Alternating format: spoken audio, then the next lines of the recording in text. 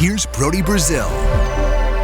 Okay, quick disclaimer before I get too far into this video. Number one, I hope everything I'm saying here is close to accurate and correct. And number two, I hope at least some of it makes sense because it's so difficult to understand and comprehend and translate and communicate. And that's because all of this is so unprecedented, right? The current situation between Evander Kane and the Sharks and the NHLPA and the NHL, you rarely ever see this across pro sports.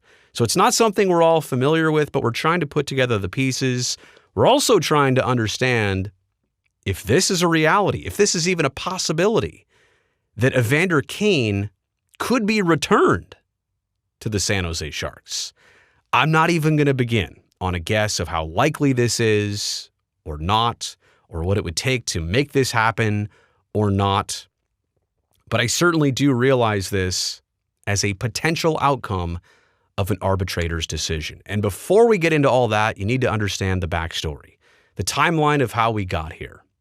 Evander was assigned to the AHL's San Jose Barracuda. That's where he started his last hockey season. Then in January, the Sharks terminated his NHL contract. And they did that based on what I believe was a COVID protocol violation. Not going to get into all the details here. In fact, I do want to take this time to say I've never seen his contract. I've never seen most NHL player contracts.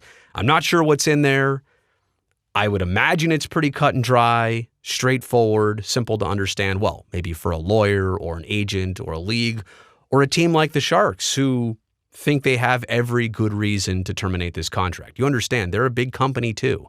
Yeah, they're a hockey team, but they can't just go around arbitrarily terminating contracts. They need to have it pretty straightforward, and that's the decision they made.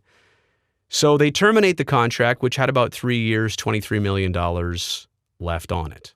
And again, like I said, they're doing this with the understanding that they had good reason to do it. The NHLPA almost instantly files a grievance against the Sharks and the league, and it takes a little while, which is understandable. It takes until April for an arbitrator to hear this grievance case. Now, what I don't understand is why that arbitrator needs to hear a second round. They need to do a second round of hearings. They also decided to not schedule it until Evander's hockey season is over. And by the way, that's why I've chosen not to talk about any of this. I've never made a video, but I'm doing it now, well, because Evander's hockey season just ended. So all of this is now instantly relevant. And I get that. I get why they wanted to wait. He's busy. Sharks have plenty other things to worry about. So it's a mutual understanding here. But my question is, did the arbitrator not have enough time in those prior hearings? Like how difficult is this? Tell me your side of this. Tell me your side of this. Okay, I'll make my decision based on the evidence. I'll call you if I have any follow-ups. I guess what I'm not clear on is why the second round of hearings. You would think this is pretty simple, and on both sides of it. Did you do this? Did you not do this? Was this against your contract? How far does this need to really go? I want them to get it right. I'm just saying I don't understand the entire second round of it or dragging on this process. Now, as far as the resolution, whenever we get to it, and hopefully that's sooner than later for all parties because everybody's kind of up in the air until this gets resolved. I'm saying win here, like in quotations, if the Sharks win, but that's not really the right wording here.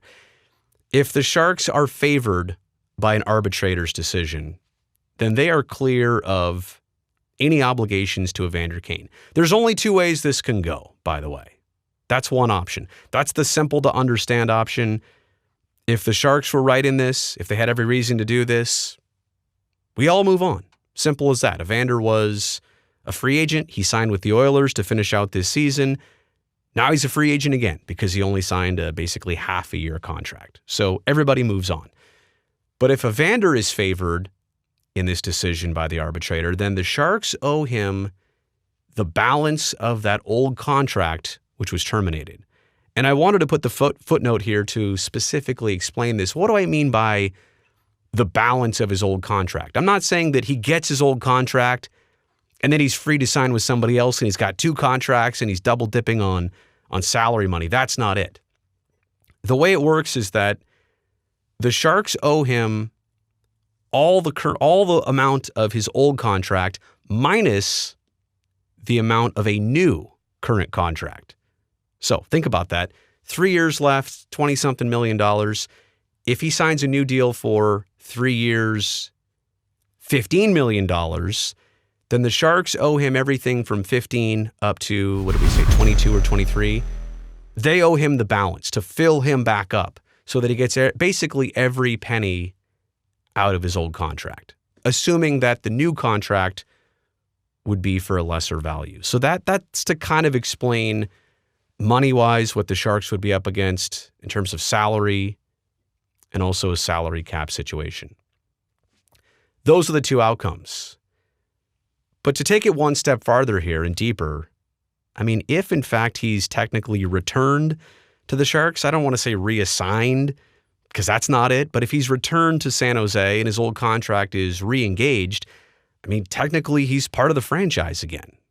I guess on the roster, but you got to believe, based on instinct, based on what we all witnessed, I think I'm saying the obvious here, it's highly unlikely he would ever play for the team again. I don't know that for sure. It's an educated guess. But just based on last season, they had every opportunity to welcome him back, to usher him back, if in fact that was even on the table. They made it pretty clear. There was no direct path for Evander to rejoin his old team, nor his old teammates. They were kind of just playing the waiting game and probably in hopes of making a trade, acquiring something back for him. Instead, the contract was terminated due to the violation. But I just think it's quite obvious to say that, yeah, he might be returned to the Sharks, but don't ever expect that they would actually utilize him. So then it brings it to a trade conversation, which is also not easy because he still has, as part of his old contract, that 3-team trade clause. Really, it's a no trade clause. By that, I mean at the beginning of each season, in the summertime, he gets to state 3 teams he'd be willing to be traded to.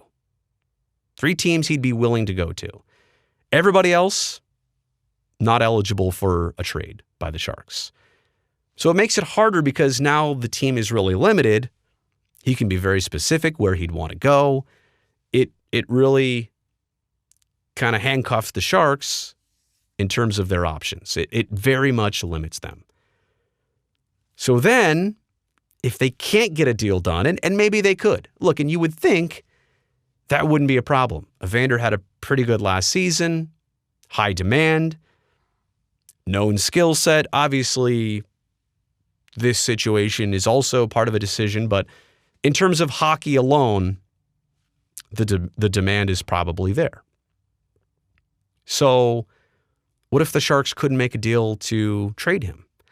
Does it come down to a potential buyout situation? You would think the Sharks want to avoid that. I mean, literally at all costs. But I suppose it could come to that too.